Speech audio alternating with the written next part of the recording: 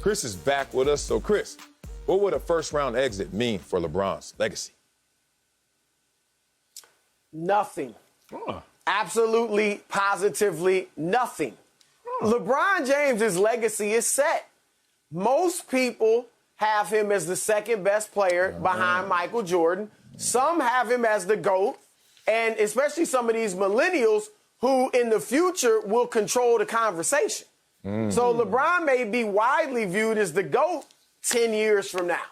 So his legacy is set. There is nothing he can do to hurt his legacy. Now, this could stop him in many people's eyes from catching Michael Jordan. So if you want to go there, like he'll never catch Jordan after this, okay, fine. I didn't think he was going to catch Jordan anyway. But like that this would dock him some points, like he might go from second to fifth or from third to eighth on people's list. No, I cannot see that at all. Look, LeBron James is 36 years old. LeBron James is in his 18th season. No player in the history of basketball at any level and any country on earth has ever led a team at this stage of their career to a championship. Yeah, Kareem won championships as an older guy, but guess what? He wasn't the main guy. It was Magic Johnson by that time.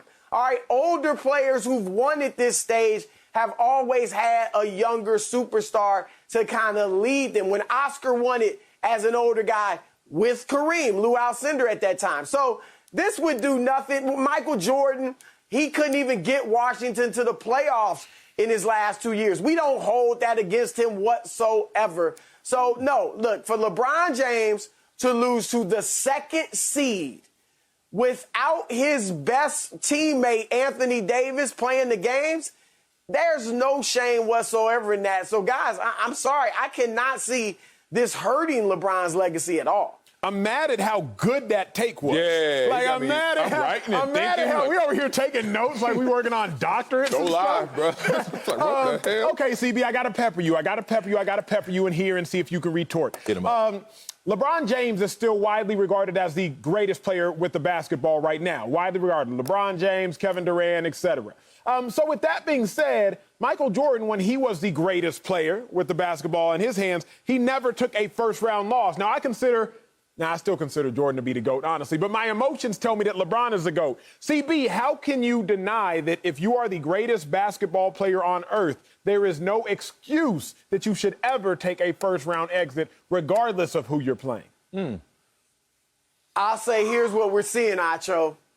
LeBron's not the greatest player in the world anymore. I mean, I think that's arguable. I think you can put Kevin Durant there. You can put James Harden there. Here's the question, though, because I think it's still arguable.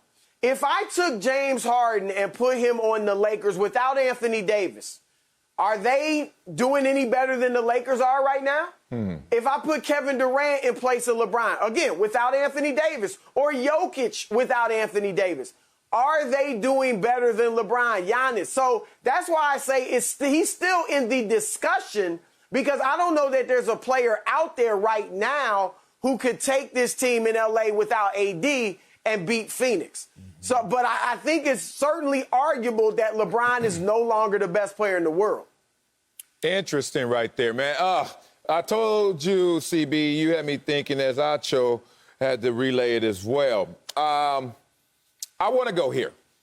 I think LeBron's legacy is taking a hit. Now, let's frame this properly. What you basically just explained was confirmation bias. And we know confirmation bias usually happens on the extreme. So let's use a bell curve. 10, 80, 10, right? So 10% of the population is locked in. I don't give a damn what I see. Michael Jordan's the best player of all time. GOAT to my old people. All right. And then there's 10% on the opposite extreme. I don't care what happens to LeBron. He is the GOAT. He's just done too much. And he's doing it at an age older than Michael Jordan in terms of great success. And then there's that 80% in the middle that is really calculating everything that they see from LeBron and actually measuring it against Michael Jordan. Now, I don't think 80% of them could be swayed, but there is a population of those who are still counting numbers, still counting success, and they can be swayed to one of those extremes. Now, When you add a first-round exit to the Phoenix Suns, that's not going to help your cause if you're LeBron James. When you also look at, in totality, LeBron's averaging 28 points a game in his playoff career. Michael Jordan, 33. It's not just about scoring. Okay. We know MJ never needed a Game 7, went 6-0 in the NBA Finals. Okay. LeBron's a loser in NBA Finals that's now going to be compounded by losing in the first round when you just won a championship. Now, that's the problem. See, this is why I kept telling y'all last year was an asterisk, and people thought I was talking about the Lakers and their championship. I was just talking about the road to the championship. If Coach told me when I was a national record holder and national champion, go run a 400, and then I'm running it 100, 200, 300, he said, blew the whistle and said, stop. Come back in 5 months and finish the last 100.